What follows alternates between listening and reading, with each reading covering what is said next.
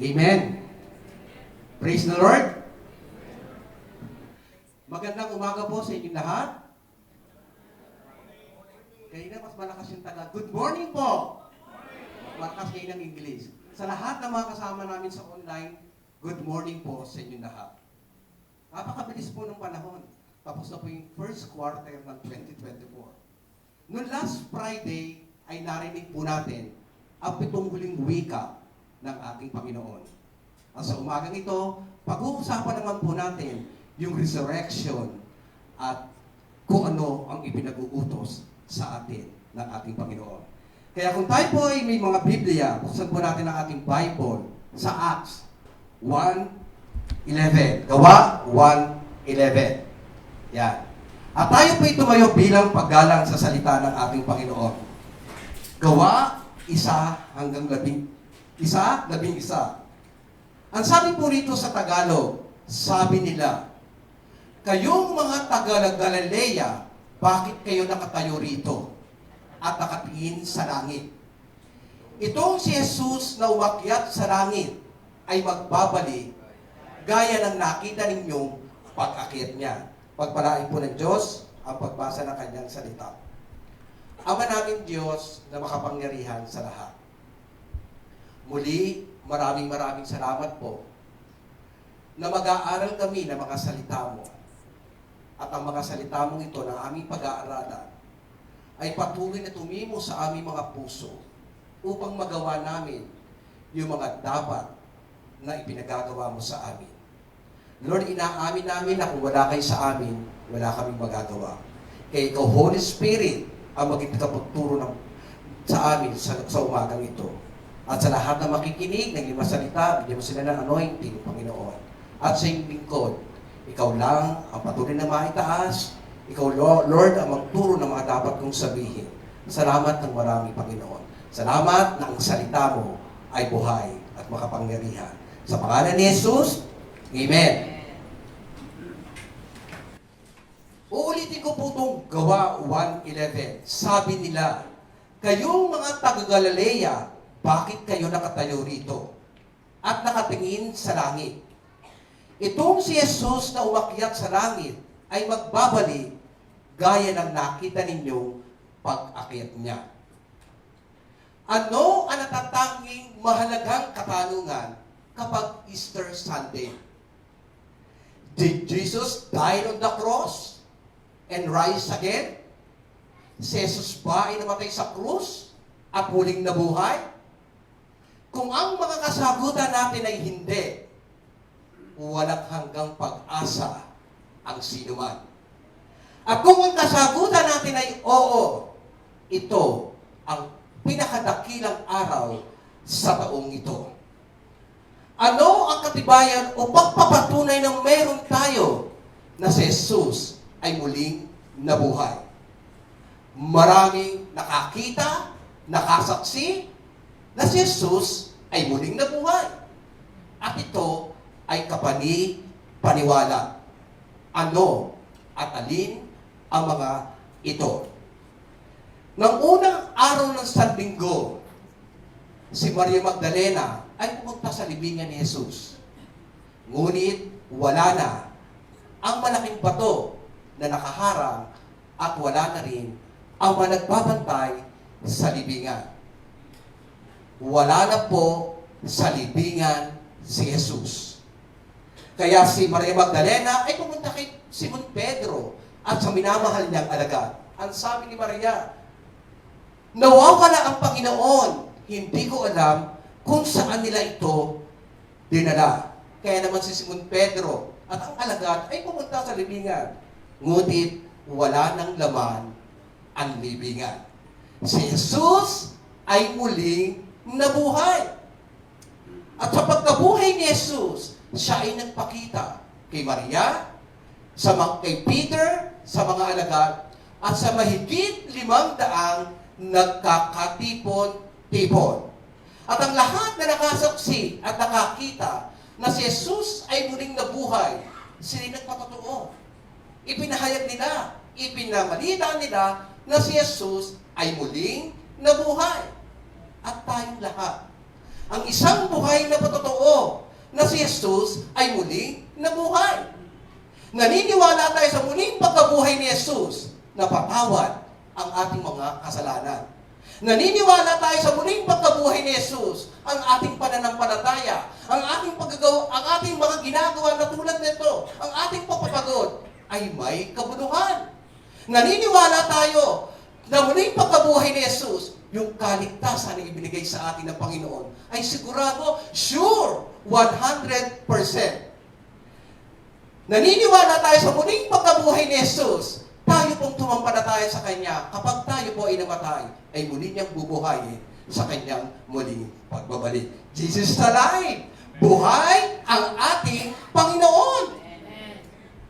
At ang pinakadakila katibayan na si Jesus ay muling nabuhay, ay ang pagbabago ng buhay ko, pagbabago ng buhay ninyo, at pagbabago ng buhay ng lahat ng tao. Amen? Anong pagbabago ang nangyari sa mga nakakita at nakasaksi na si Jesus ay muling nabuhay? Ang pamagat po ng ating pag-aaralan sa umagang ito, the greatest proof of all. Tatlong bagay po ang ating pag-aaral. Number 1,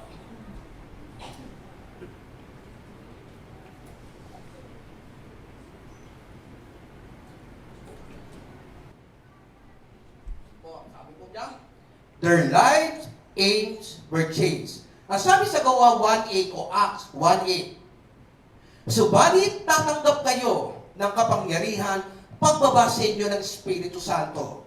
Kayo'y magiging mga saksi ko sa Jerusalem, sa buong Judea at sa Samaria, at hanggang sa dulo ng daigdig. Ang layunin ng mga alagad bago sila sumunod kay Jesus ay ang mga bagay sa kagustuhan ng sanlibutan.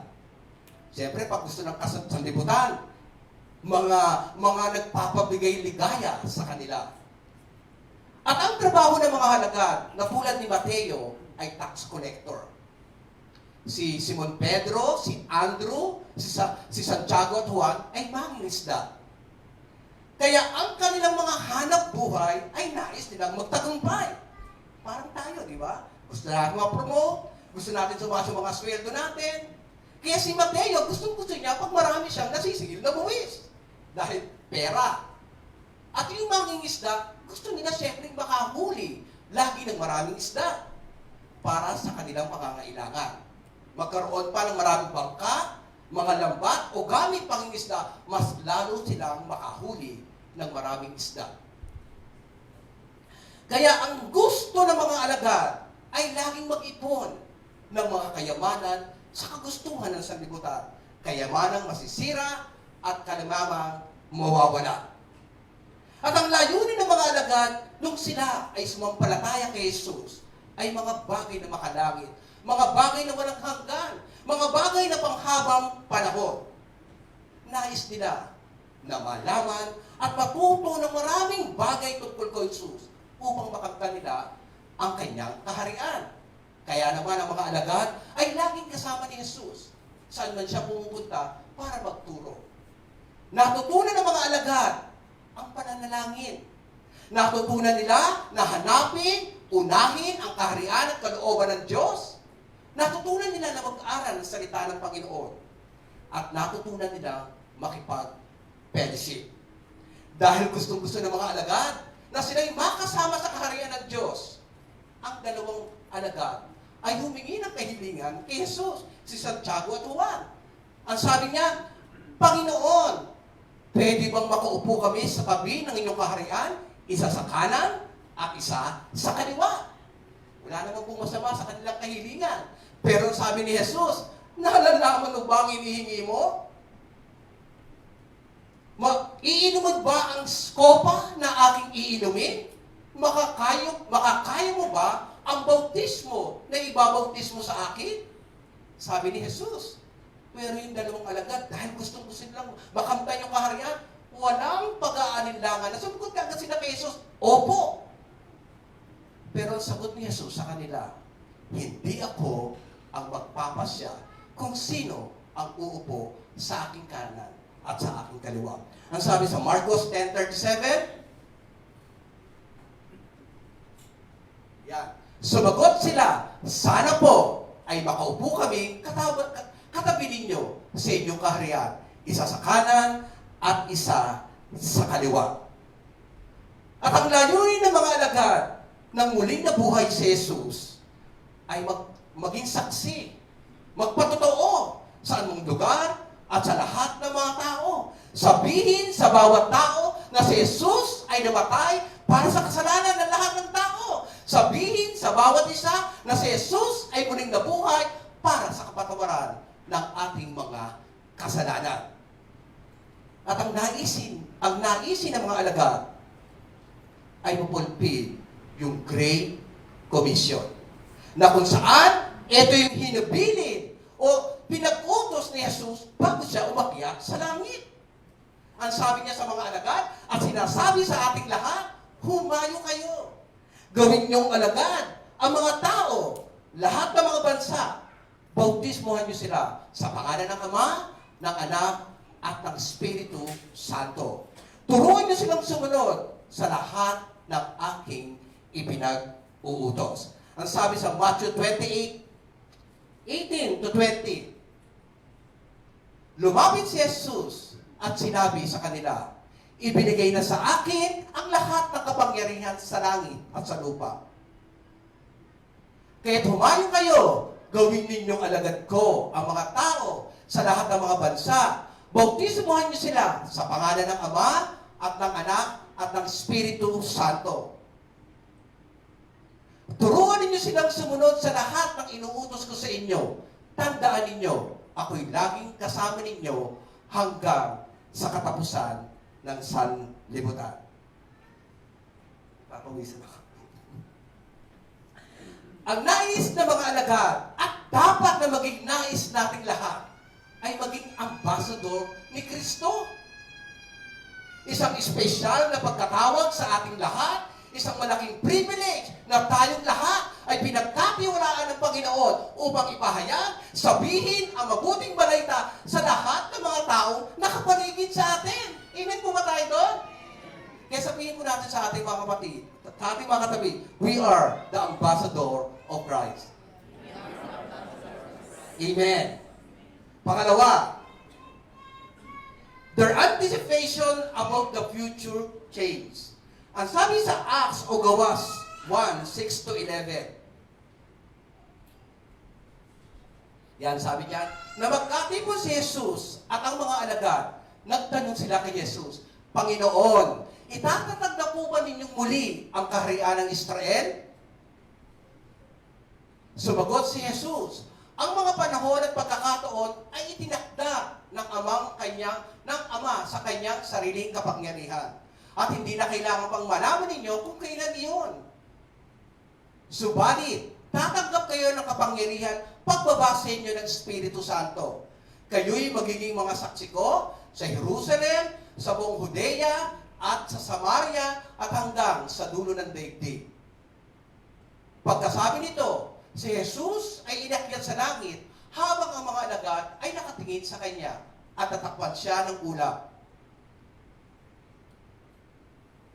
Habang sila'y nakatipid sa langit at siya'y inakyat, may dalawang lalaking nakaputi na lumitaw sa tabi nila.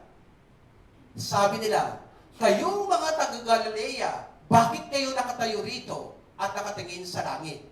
Itong si Jesus na umakyat sa langit ay magbabalik gaya ng nakita ninyong pag-akyat niya. Habang sila'y nagkakatipon-tipon, nagtanong ang mga alagad, Panginoon, itatatag na po ba ninyong muli ang inyong kaharian? Ito ba'y pagpapakita na ang mga alagad ay sabik na sabik na malaman kung kailan darating ang kaharian ng Diyos? At 2,000 taon ang nakalipas, maraming mga tao ang nananabi na malaman kung kailan talaga darating ang kaharian ng Diyos. Ang sabi sa Gawa 1:6, nang magkatipon si Jesus at ang mga alagad, nagtanong sila kay Jesus, Panginoon, itatatag na po ba ninyong muli ang kaharian ng Israel? Ang katanungan ito ng mga alagad ang nagpapakita na sila ay kulang pa sa kaalaman sa aspeto ng kaharian. At ito rin ang nagpapakita na kung saan ang malaking biyaya ng Diyos kay Kristo, kaya hindi nila nauunawaan ang mga bagay na ito. Hindi nila naiintindihan, hindi nila nauunawaan na muling babalik si Kristo para itatag ang kanyang kaharian. At habang hindi pa naitatatag ni Kristo ang kanyang kaharian, dapat ang mga alagad, dapat tayo ay maging busy, maging abala sa pinagagawa sa atin ng ating Panginoon. At si Jesus, ang perfect example kapag pinag-usapan ang pagsunod. Naparito siya sa sanlibutan, hindi upang gawin ang sarili niyang kagustuhan, kundi gawin ang kagustuhan ng Amang nasa langit. Naparito siya sa sanlibutan para tayo po i-redeem at palayain sa galit at sumpa ng Diyos. At naparito si Jesus upang ma-accomplish ang ipinagagawa sa Kanya ng Amang nasa langit. Na ipahayag, palawakin ang mabuting balita ng Diyos sa lahat ng tao at sa buong sanlibutan. At tayo mga kapatid, kung bakit tayo pumunta rito sa Kuwait, kung bakit tayo dinala rito sa Kuwait, hanggang tuldok lang, quit lang, may layunin ng Diyos. Hindi lamang para magtrabaho, hindi lamang para kumita ng pera, para maibigay natin sa ating mga mahal sa buhay, makabili tayo ng gusto natin. Bakit tayo pinagsama-sama dito sa iglesia ng FLCC? Marami namang iglesia dyan. Siguro magpogi po yung pastor. Bakit? Dahil may purpose. Dahil nais na Panginoon na ma-accomplish yung ipinagagawa niya sa atin dito sa Kuwait, na masaturate, mabahagian ng mabuting balita ang lahat ng tao dito sa Kuwait. At lagi natin narinig kay BGN, dapat na maging DNA ng bawat isa sa atin ang puso ng Panginoon na laging hinahanap ang kaluluwang nawawala sa ating Panginoon. Amen? Yung head niya ng ating evangelism, pulitan yung pinaalalahanan na dapat na maging lifestyle ng bawat isa sa atin ang mag-share ng mabuting balita. At maraming schedule na ginawa ang ating head evangelism para tayo pong lahat ay humayo. Kaya kapag tayo po'y deo at free, sumama po tayo sa paghayo. Mas maraming kaluluwa ang madadala natin sa ating Panginoon. Amen? Mga kapatid, habang may oras pa, habang may panahon pa, habang hindi pa dumarating ang Panginoon, sama-sama tayo i-share ang mabuting balita ng kaligtasan. At habang hinihintay natin ang pagbabalik ng ating Panginoon, mabuhay tayo na nagliliwanag. Mamuhay tayo na kakaiba sa sanlibutan. Mamuhay tayo ng puspos ng pag-ibig. Mamuhay tayo ng kalugod at karapat-dapat sa Panginoon upang sa pagbabalik ng Panginoon, panatag ang ating mga noo. Hindi tayo kakaba-kaba na baka maiwan tayo sa sanlibutan. At sa muling pagbabalik ng Panginoon, taas to tayong haharap sa Kanya sapagkat tayo ay nabuhay ng banal habang hinihintay natin ang pagbabalik ng ating Panginoon. Amen? Ang sabi sa 1 John 2:28, kaya nga, mga anak, manatili kayo sa Kanya upang maging panatag ang ating loob sa muling pagparito niya nang hindi tayo mahiya sa Kanya sa araw na iyon. Ibinuhos ng mga alagad ang kanilang oras at buhay habang hinihintay nila ang pagbabalik ng Panginoon. Mga kapatid, malapit na pong bumalik ang Panginoon. Marami ng palatandaan na nababasa natin sa Biblia, naririnig ng mga preacher na talagang babalik na ang Panginoon. Kaya alisin na po natin yung manyana habit. Alisin na po natin tsaka na. Huwag na po tayo magpakuya-kuya-koy. Maging seryosong mga Kristiyano na po tayo, mga kapatid. Upang sa muling pagbabalik ng Panginoon, masasabi ng Panginoon sa ating lahat, well done, my good and faithful servant. Ibigay po natin ang ating lakas, oras, sa paglilingkod sa Kanya. Amen? Pangatlo at ang panghuli,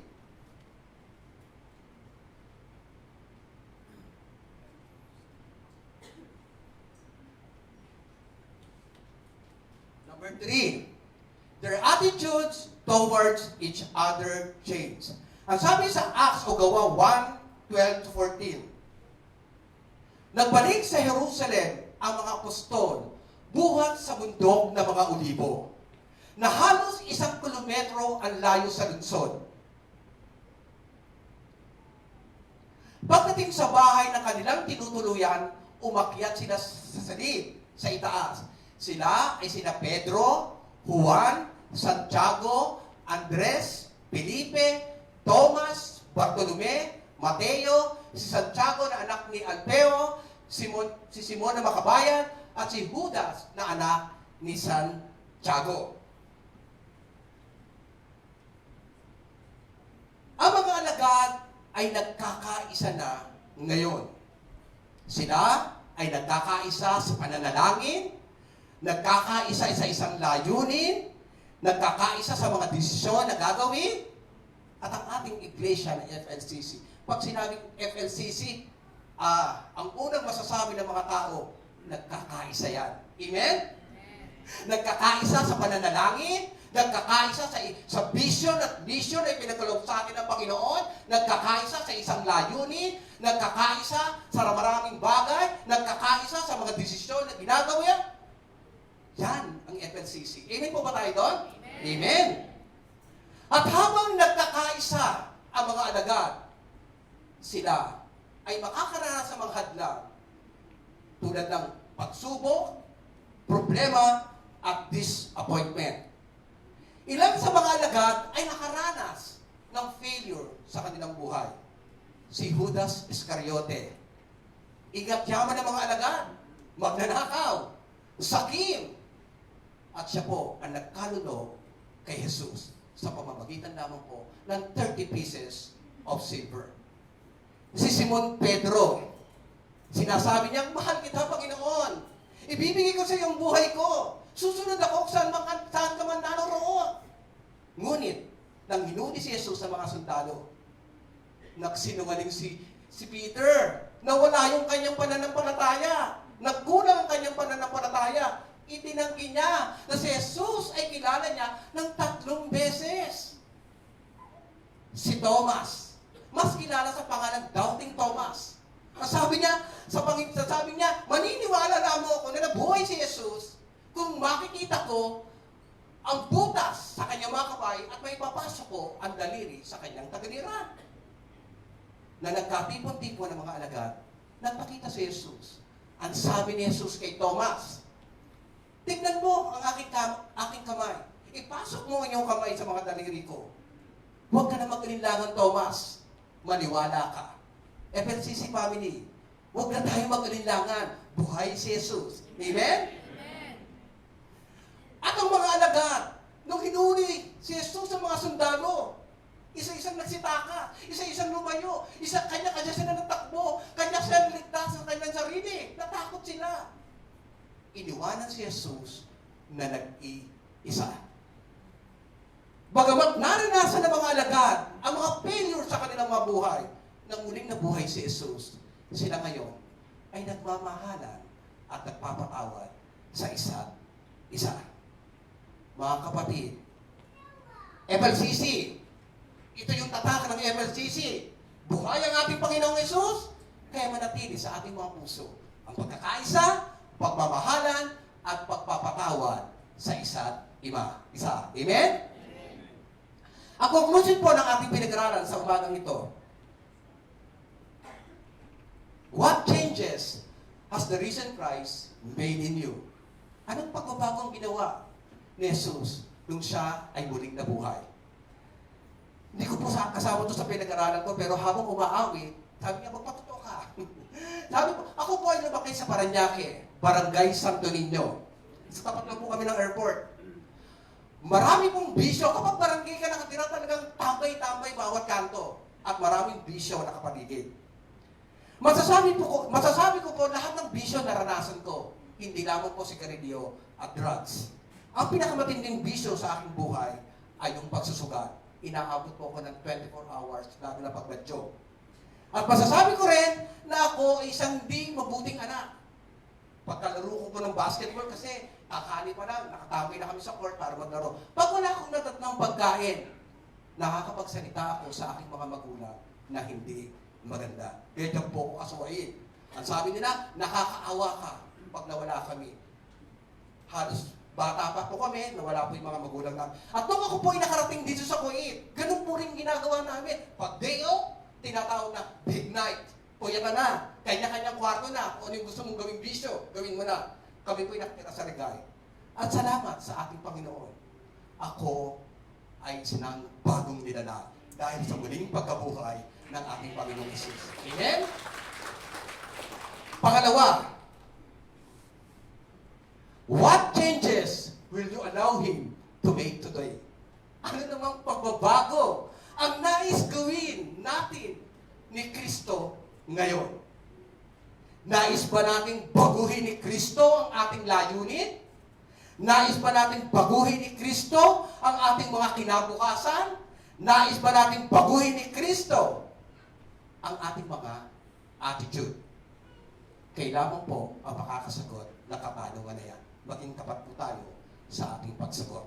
At bago po ako manalangin, sasamantalahin ko na po ang pagkakataong ito sa lahat ng mga narito ngayon na hindi pa sigurado na sila ay ligtas na. Tinanggap na nila ang Panginoon sa kanila bilang Panginoon na sariling tagapagligtas. At sa lahat ng mga kasama namin sa online at makakapanood pa sa mensaheng ito, sino po ang nais tumanggap sa ating Panginoon? Sige po, itaas po ninyo ang inyong mga kamay. At ako po ay mananalangin na may pananampalataya. Huwag po kayong mahiya sapagkat ang kaligtasan ay individual. Malapit na pong dumating ang Panginoon upang tayo po ay makasama sa Kanyang kaharian. At magbabakasakali pa rin po ako na ako po'y mananalangin na may pananampalataya. Kung nais niyo pong sumunod, sumunod po kayo sa akin. Panginoong Jesus, kailangan kita. Salamat, Lord, na Ikaw ay namatay sa krus para sa aking mga kasalanan. Inaamin ko na ako ay nagkasala at hindi nakabot sa inyong kaluwalhatian. Tinatanggap kita, Jesus, bilang Panginoon at sariling tagapagligtas. Ikaw na po ang maghari sa trono ng aking buhay. Maraming salamat po sa pangalan ni Jesus. Amen. Ama namin Diyos na makapangyarihan sa lahat. Salamat ng marami na Ikaw ay muling nabuhay. Salamat, Panginoon, dahil sa muli mong pagkabuhay, sigurado ang aming kaligtasan. Salamat, Lord, dahil sa muli mong pagkabuhay, may kabuluhan ang lahat ng aming ginagawa at pagpapagod. Salamat, Lord, dahil sa muli mong pagkabuhay, kaming mga sumampalataya sa inyo kapag kami namatay, ay muli mong bubuhayin sa muli mong pagbabalik. Maraming salamat po, Panginoon. Dalangin ko, Panginoon, sa bawat isa sa amin na nakarinig na iyong mga salita, ay tumimo sa aming mga puso upang ang mga salitang ito ay patuloy namin maging lifestyle, lalong-lalo na ang pagbabahagi ng mabuting balita ng kaligtasan. Patuloy ko rin dalangin, Panginoon, habang hinihintay namin ang pagbabalik mo, Panginoon, patuloy kaming mamuhay ng banal at kalugod-lugod sa inyo. Patuloy namin ma-share ang mga salita mo ito na aming narinig sa umagang ito. Muli pinupuri ka namin, itinataas ka namin. Sa pangalan ni Jesus, Amen and Amen.